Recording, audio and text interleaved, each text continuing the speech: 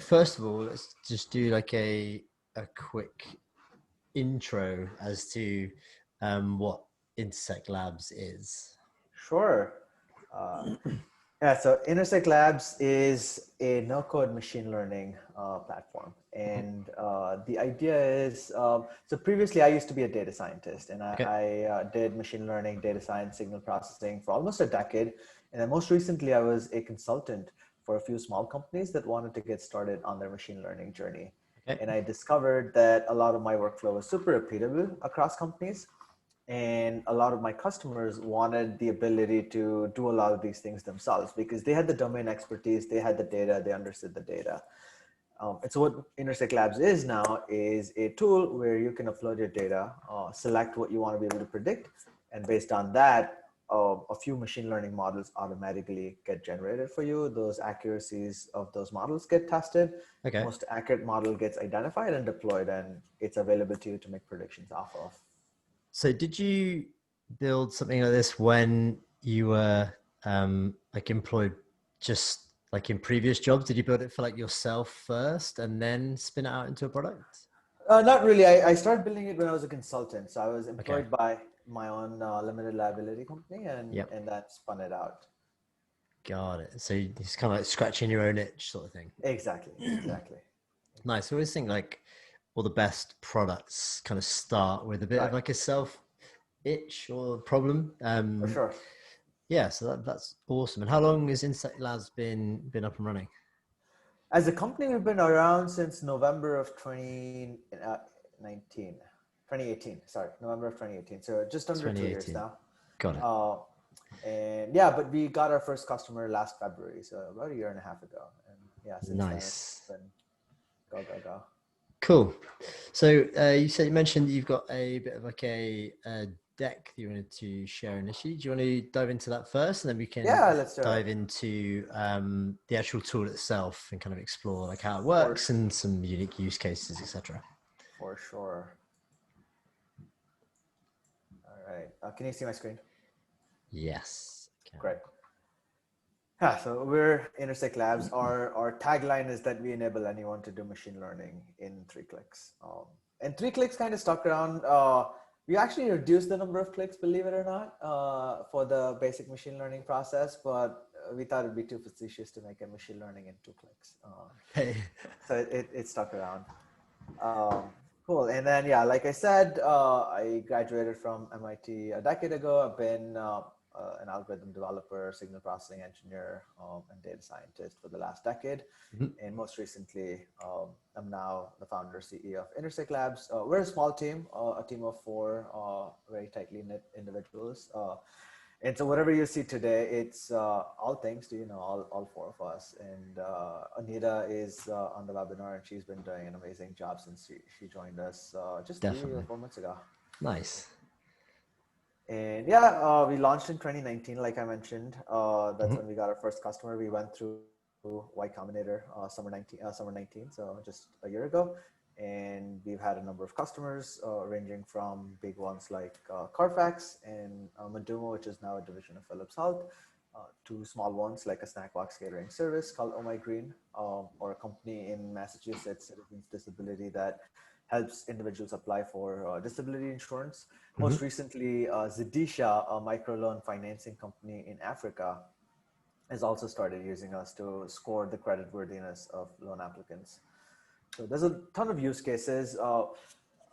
We like to think of ourselves as having something for everyone. So we have a bunch of community projects, which I'll highlight in a minute, and we have a product that we recently launched for small companies, and obviously our core product is for sort of enterprises or small and medium-sized businesses, but typically those are businesses with some data. And community projects, I mentioned earlier, but I'll say this again. We're launching this on Friday officially. It's live now. This tool called When Should I Stop Watching? It's a tool that lets you plug in the name of any TV show, and it'll tell you when you should stop watching that TV show based on ratings. It's really cool. It started off as being something fun that a friend recommended we work on, and it quickly morphed into something way more intense, but something way more useful as well. And then we recently launched an ebook called Machine Learning for Decision Makers. We'll show a link to it in a bit. It's available for anyone to download from our website.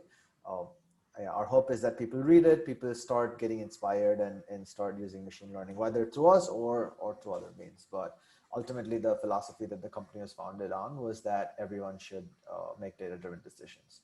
And you Got want it. to, Like it. yeah. And so in general, the three main pillars of our core product are you prepare data, you train a machine learning model, you integrate with other sources. And step one is really prepare data. And at this point, I think we can either take questions, if any, or Tom, if you have questions, I can take those questions, and then we can jump over to the actual product itself.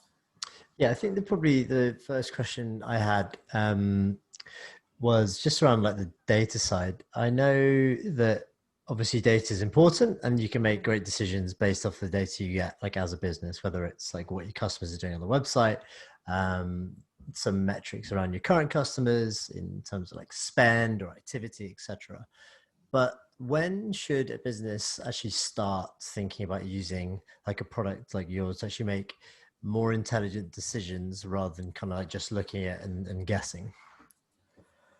Yeah, good question. I think a layer beneath that is when should companies start even thinking about making data-driven decisions, and Mm-hmm. that should be day zero, because that inculcates this sense of good data collection, good data storage, all those best practices. Beyond Okay. that, I think as soon as you start seeing that making slightly more intelligent decisions is going to have a huge return on investment, Mm-hmm. that's when you start thinking about using either Intersect Labs or any other solution for machine learning, because ultimately it takes a little bit of a time and a little bit of money, and the hope is that you get that return on investment. For some companies, that means that this happens when they have 10 customers. For some companies, that means they have to wait until they have 10,000 users. Got it. Yeah, but I think, I think ultimately that's the question. yeah, I think it's a good answer. I think we'll probably touch on this in the preparing data part because I think one of the pushbacks I've got through people over time is they're dealing with loads of like historical data and they've got like messy data like coming from like different systems and they're just like, oh, it just seems like too much to deal with. Yeah, So yeah, I think this is obviously going to be one of the things you're going to talk about, but that's for just one of sure. the things like I've seen, and I'm not kind of really a data person as such. 100%. That's something we see all the time. And one of the things we do offer for people that are interested in working with us is we say, hey, look, you have messy data, you're afraid of even touching it. That's okay. We'll help you get through it together, right? And we have tools Nice. that help you do that, which I'll highlight in a bit. Yep. But ultimately, you got to start doing it at some point, and the longer you wait, the messier it gets, right? Got it. That's just the reality of things. Makes sense. Yeah. Nice. Okay. So if there's any questions throughout this, just pop them in the chat. We can jump in. But yeah, if you want to move on to the preparing data part, Ankit. Sure. So I'm first going to talk about preparing data. I have kind of a fun example here. Here's my Uber ride history, actually. And as you can see, there's a bunch of things happening here. So for each row in this spreadsheet or data set is a combination of basically a ride, right? It's each individual ride, and you have things like whether the ride was completed or not, when the ride was requested, when I got picked up, when I was dropped off, where I was dropped off and picked up, what the distance was, etc. And we're going to do a few things that you would do if you wanted to train a machine learning model on this data set. Okay. So we'll get started. We'll create a pipeline. This is our brand new product, by the way. We call it Pasture because it pasteurizes data, kind of like you pasteurize milk before drinking it. And the idea is that you build a pipeline of transforms or changes that you want to see to your data. And we have a bank of about 70 odd transforms in our repository. If you need something more than this, then we're always happy to build a new one. It usually takes us on the order of half an hour to a few hours to build. So the first thing we're going to do is we're going to see how long. What? Oh, okay. So we are actually going to not do this. We are going to look at the fair amount divided by the total distance, right? So we're just going to normalize the ah,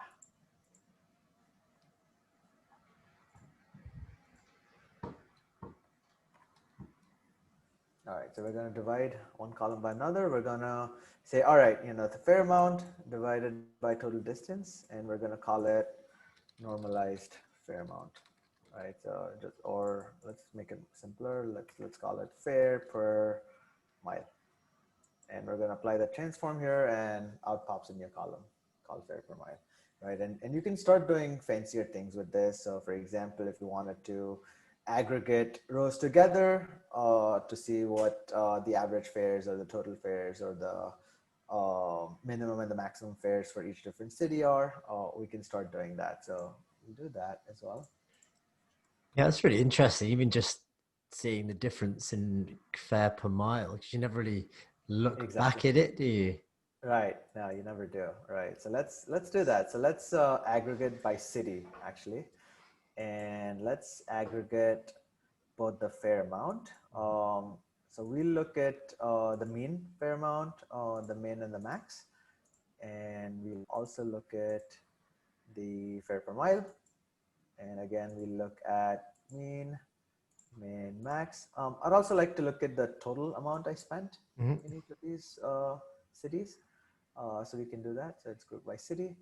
And let's also group by one more thing. Let's group by the product type. So I want to distinguish Uber X versus normal Uber. Got it. Uh, yeah, and so let's do that. So we apply our transform. Oh, there was an error. And that's probably because there was something wrong with the actual data itself. Um, and I think I know what that is. That's because some of the rides were not completed, as you can tell. Yeah, so some of these were unfulfilled. Mhm. And so what we would then do is we would filter out those columns. But this is the general idea behind the actual product Got it. of being able to prepare the data before you can start doing machine learning. Yeah, I like how you guys have like the actual pipeline set up, because I think this is, especially with visual tools, it's just like a nice way of for anybody who isn't like technical, just like seeing the Right, steps. right, And also that's just like, it's not something easy, and it's often like right, glossed over, and right. sometimes it's like assumed people know how to use it. But just to see like one thing happens before and then this happens, you see it Exactly. in products like, I don't know, like Zapier or Integromat. Everyone Right, has their own like right, unique way of showing like the step by right. step thing, but I think it actually works really nicely. Yeah, and the other thing we like is showing this linear flow. I know there are a few other data prep tools out there that have sort of this graph flow where you do this and then a Mm, node gets pulled out.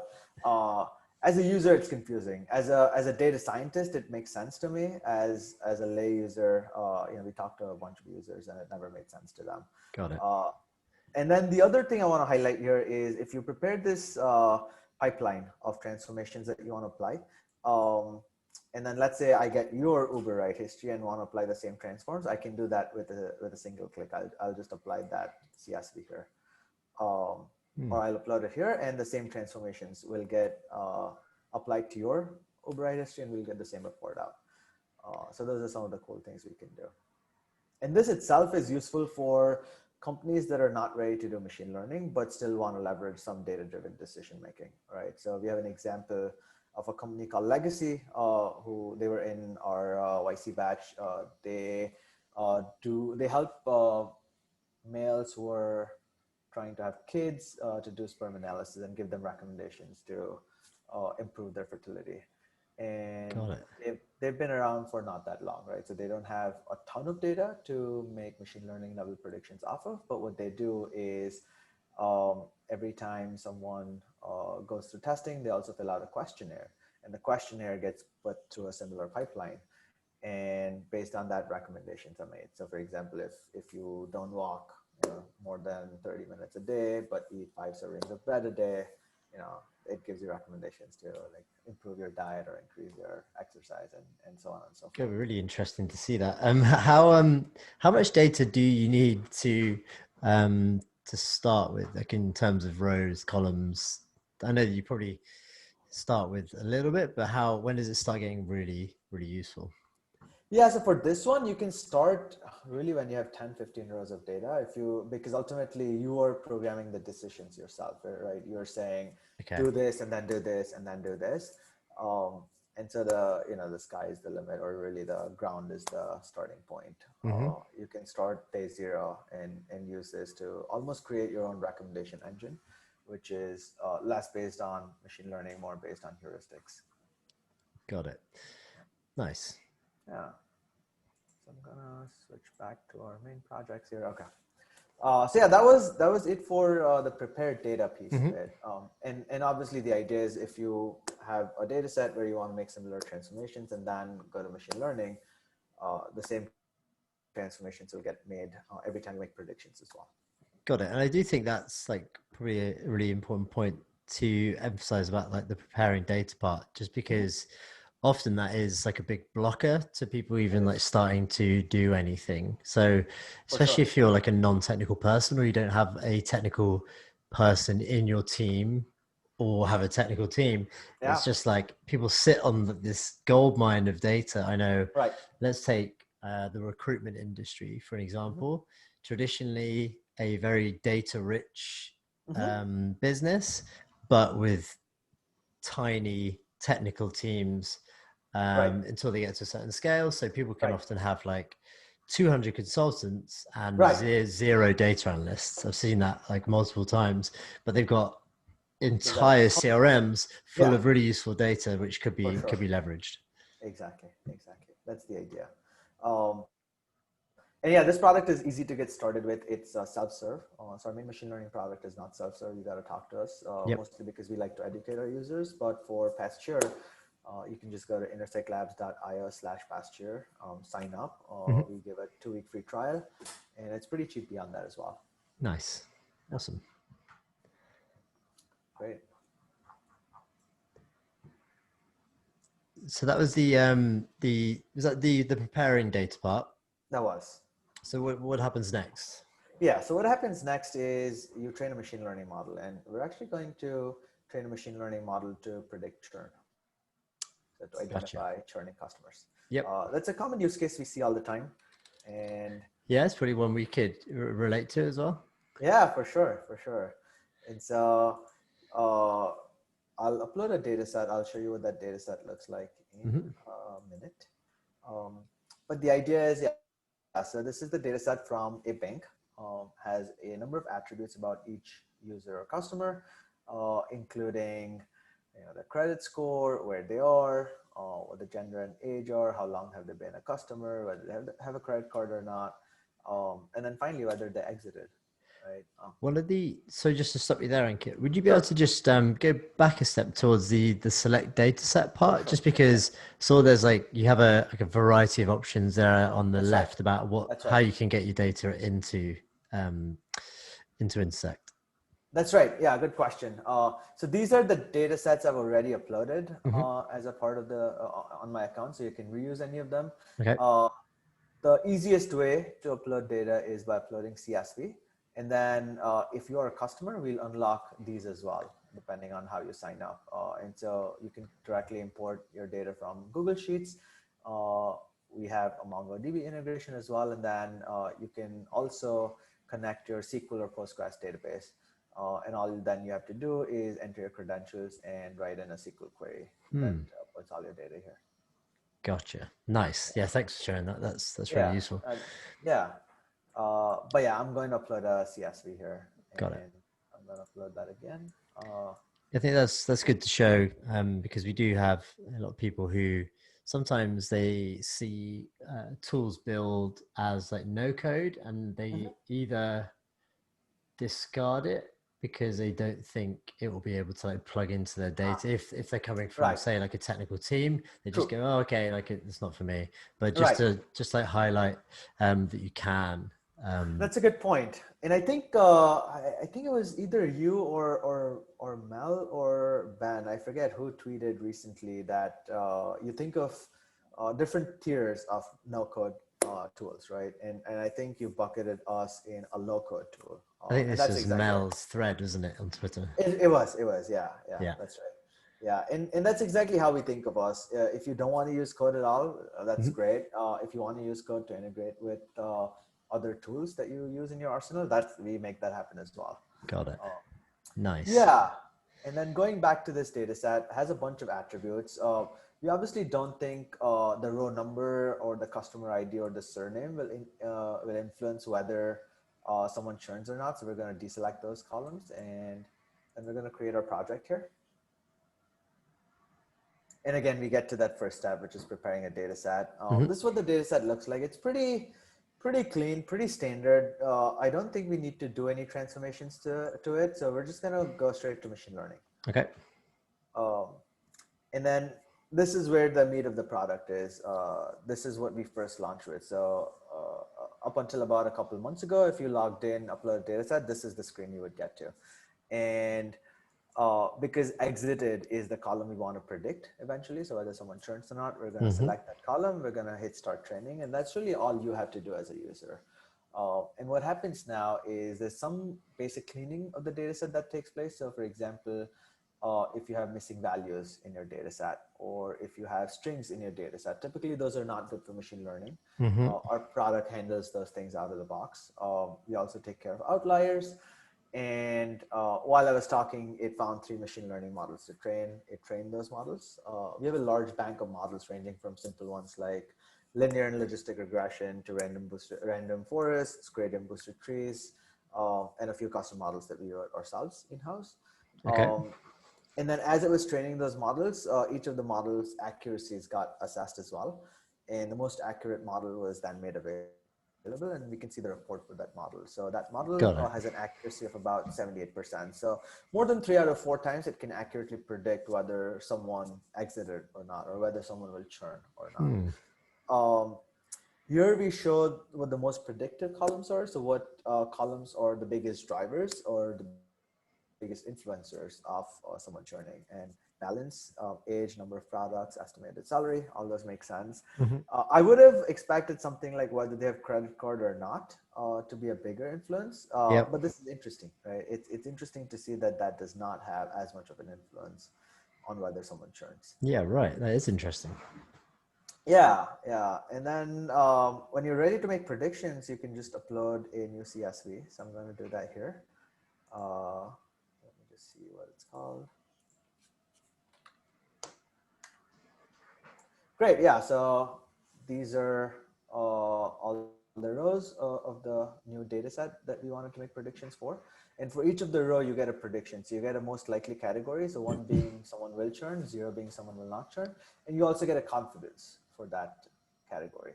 So for example, this means that this particular person is 94% likely to churn. Is So this this, done by in like a certain time frame, or what do you is mean? that just over the lifetime, or just like more likely to churn based off the current data you have, sort of thing? Yeah, good question. So this data set was created with the idea that they could predict someone churning 6 months out. 6 months. Yeah. Gotcha. Yeah. So Nice. this means that this person is likely 94% likely to churn in the next 6 months, whereas this person is 87% likely to not churn in the next 6 months. I suppose you can. How do we get? So I see at the top there, you've got like predict via web, and then you've got predict via API. That's right. So sorry if I'm jumping ahead of No, what no, no, you please. were going to say. But I suppose if you could say you had information on people with regards to like your banking CSV, Mhm. if you wanted to maybe get more accurate models, could you then pull in data through different sources via API, For which kind sure. of got some more like personal info, maybe some more like financial history or some location history or some more information about like what products they signed up for or personal like shopping preferences or something like that, and enrich the actual person's data? Would that Yeah. make it more accurate? 100%, 110%. And we actually encourage all our customers to do that. And the way to do that is in the pasture step. So currently I cannot add a transform because we were Mm-hmm. already doing Yep. machine learning on it. But one of the steps can be to add new data sets and merge them. And so Okay. you started the project with this base file, and then let's say you want to pull in some data from a CRM. you add that as a step in Pasture, saying, okay, I want to merge my existing data set with this other data set. Got it. So you could Yeah, start with like a base piece of data, and then further down the transform, you could then put another data, merge it together, get it looking exactly. good. And can you run that on some sort of schedule, or do you have to kind of go in and You can. do that on a one-off?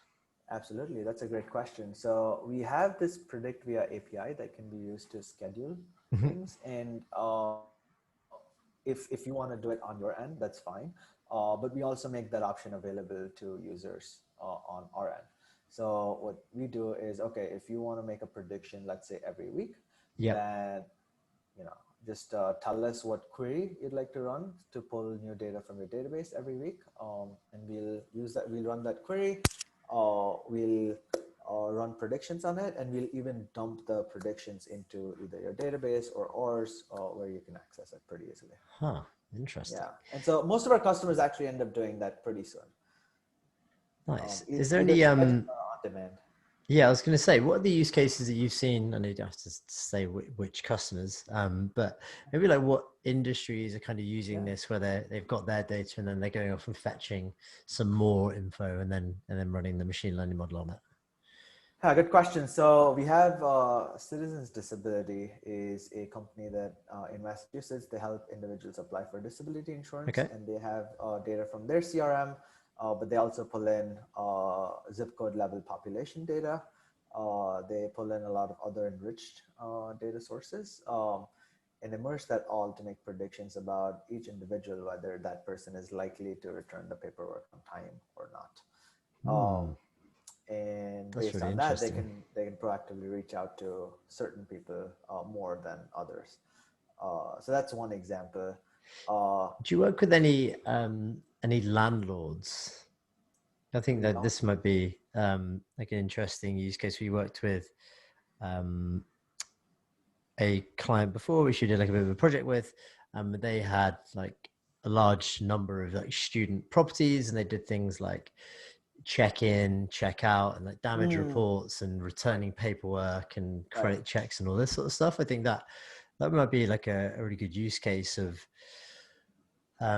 just like taking in like tenant info and like enriching the tenant info, and then for sure, predicting like kind of where like if all these people are going to like live together, are they going to right, be like a problem for the landlord, or are they right, going to be like a good tenant? That might be yeah, interesting. yeah, 100%. But a similar use case is Zedisha, which is a microloan financer in Africa. It's a Okay. peer-to-peer microloan financer, so they don't provide loans; they facilitate loans. Huh. And each time an applicant applies for a loan, um, the data for that applicant gets sent to our server using the API, and predictions are Mhm. sent back right away. And instantaneously, they get to make decisions whether someone gets a loan or how much loans they qualify for, etc. God, that's really interesting. Yeah, um what is interesting to me is knowing now what can happen like behind the scenes when you right, maybe like apply for something. You just say, okay, like how's this decision being made, and what right, sort of like data points is it being like activated off of? for So sure. it would be like your like location, your age, and your Right, credit score, and like credit cards you have and loans you have. right. um but yeah, I think, yeah, that's, I wonder if the customer, what they think when they're actually going through it, like, oh, what was the actual red flag Right. behind it? I wonder what if there'd be some sort of product, because usually in like applications, sorry to go on a bit of a tangent here, Mm-hmm. but usually in like applications, you're Mm-hmm. either approved or Or not. disproved, Right. but they never give you any useful Never information give to you act something. off of. So it's Yeah. like, well, like, what do I do? Do I like apply with somebody else, or do I have to stand like no chance of applying? Right. So I wonder what would be interesting if we could, if there'd be like a Yeah. product where you could kind of like serve up some information saying, okay, like you didn't get approved this time, but it was based off of Right. Right. these metrics. So we have something that's kind of getting there. Okay. More on a cohort level, not on an individual level. But so let's check that out. That's a good tangent, Hmm. actually. So we have something called the simulator, which lets you play around with inputs into your system and see what the output would look like. Uh, Don't the put internet. the year 2020 in there. I don't want to know. Ah, no, no, no, no. uh, all right, I don't want to know what the pause. other simulations look like. um, Great. So yeah, this now we can actually see what the likelihood of someone churning is as a function of their balance. And so it looks like the lower someone's balance, their moderate risk of churning, the risk goes down as the balance increases, and then suddenly, as the balance increases beyond a certain point, the churn risk goes high. Hmm. And this may be because, when you're a high net worth individual, hey, you have a lot of different options. If you're an extremely low net worth individuals, um, you don't have a lot of options, but at the same time, you don't have a lot of money. So you have some risk of churning. At this point, you're just, probably going to be settled with something. And we can start seeing how some of these other relationships pan out. So for example, this relationship is for someone with an age of 40, but what happens if someone is extremely young, right? Does that relationship change? So let's make them 20 years of age. Let's add that scenario. Okay, great. So this is scenario number two. So their risk of churning actually decreases quite a bit, um, Hmm. or is a lot lower. So at 20 years of age, you're not that highly likely to churn, which makes sense. You've likely just opened the bank account a couple of years ago. On the other hand, if you're, we saw what happens when you're 40. Let's see what happens when you're 80. And my bet is it's going to be low again. Oh, it's pretty high. Yeah, it's that's scenario three. It's in That's the pretty middle. high. Yeah. So it's super interesting what you can start doing with this, right? And you can start plotting the same relationship with credit scores as well, or how many products you have, and start playing around with how to change behaviors of your system. Now, obviously, the balance is not something you can change. I'm gonna remove some of this clutter here. Even like seeing that graph where kind of it starts off and then it kind of dips, but then it like rises again. Even that's interesting from like a thinking about like a product point of view, because Right. why can't you do something like if you had accurate data, why can't you do something like dynamic pricing over the course of Exactly.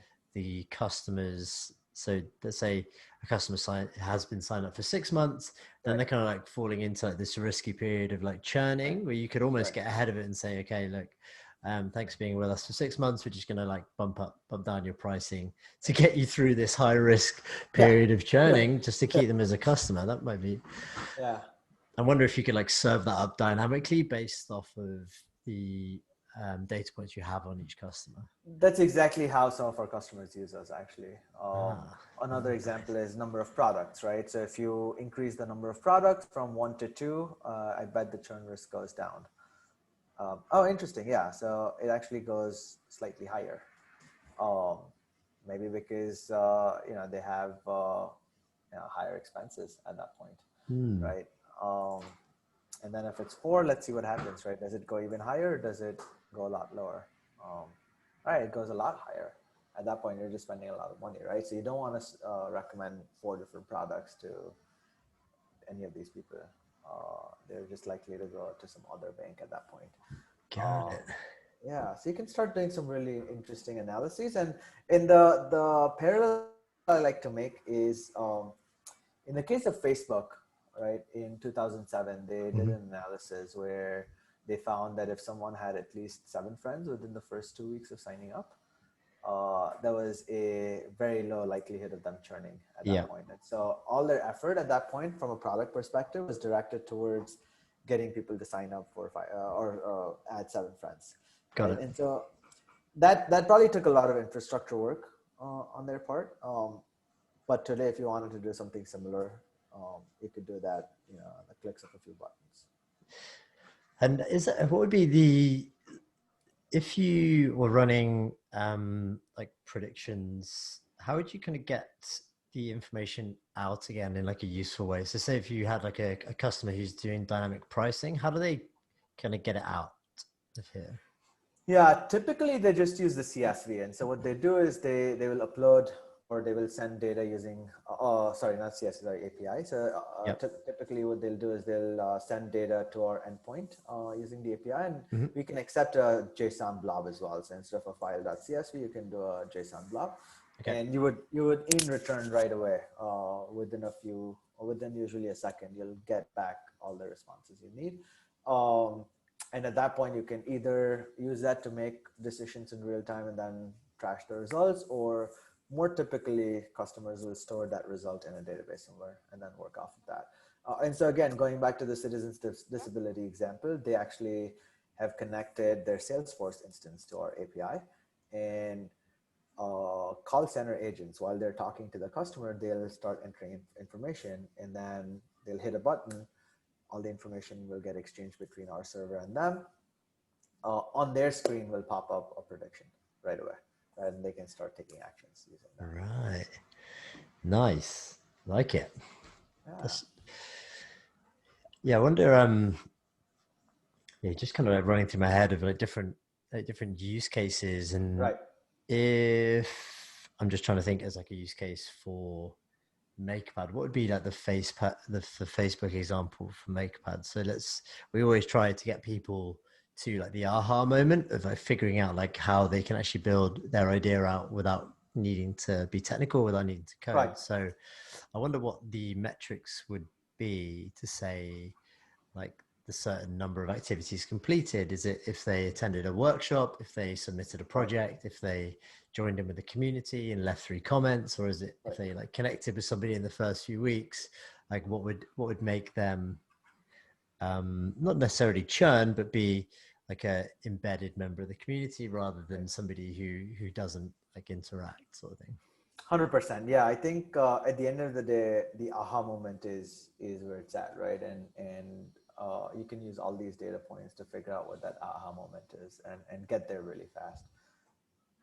So you just need to collect a load of data, get it into one place against Well, I other suspect you, members. you are getting it all into one place already. Got it. Yeah.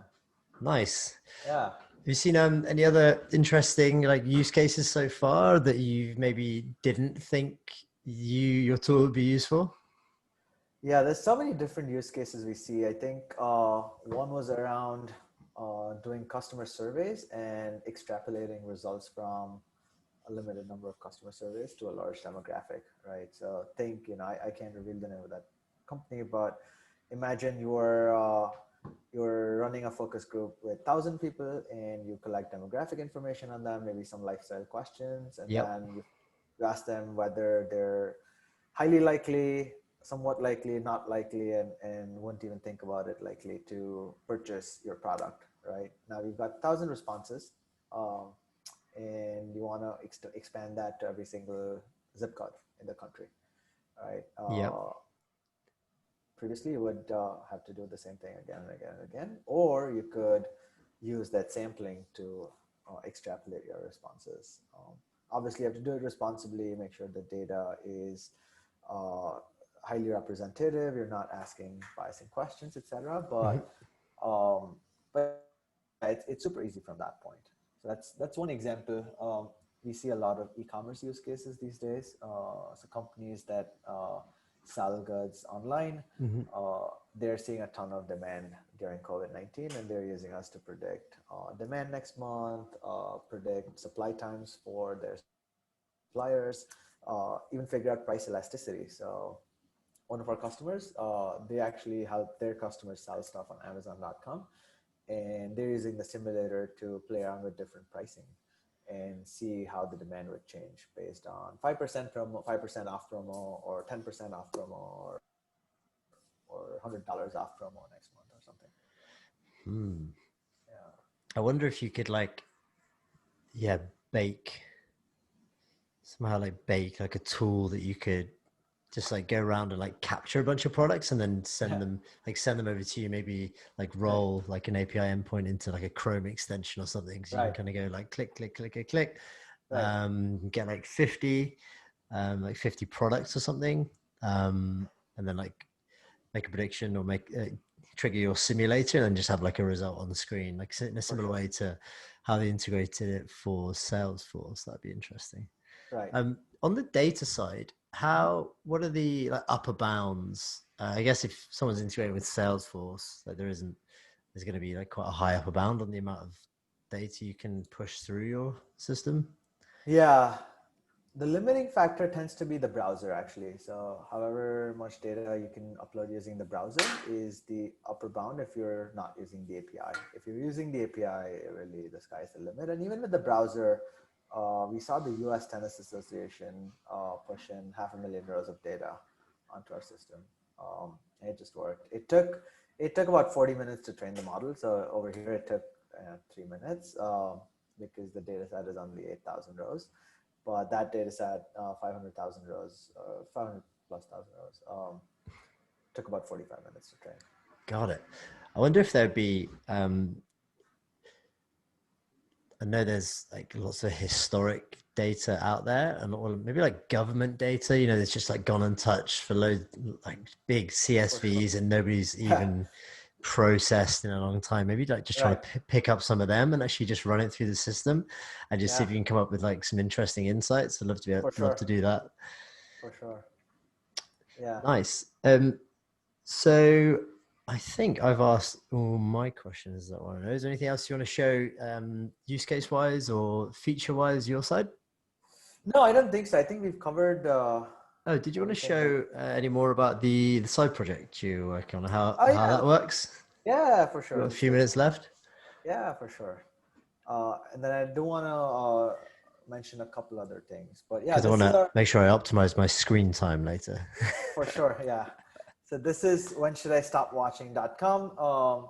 We've analyzed over 3,000 shows and come up with an algorithm to decide which shows are worth watching till the end, which shows are not. And these are, the ones on the top are what we call true gems. They always stay good. They will never let you down.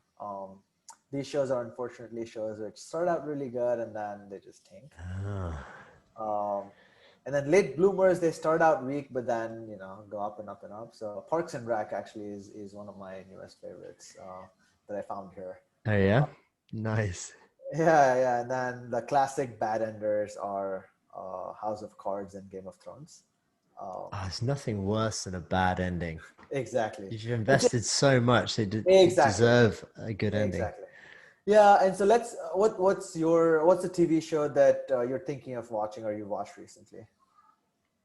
Oh God, I don't know. Okay, so my fiance has just started watching a program called Dirty John. It's on I'm not sure. Netflix.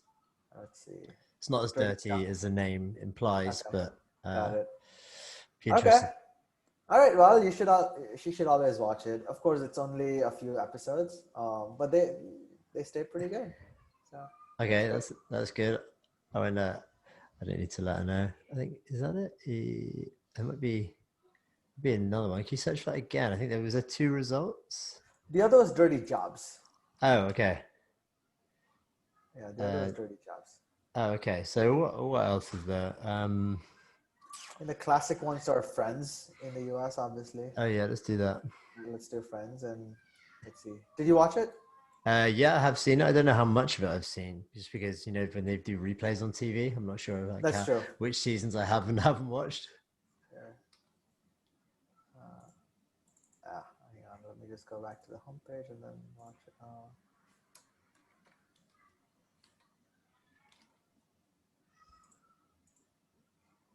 All right, there we. Oh, it was here already. There All we right, go. so it says you should stop watching it at some point in season 8, which I kind of agree with. I think it got God, pretty that's bad. interesting. That's awesome. Yeah. Worst episode. Yeah, there's also the worst episode, the one with the invitation, which I also agree with.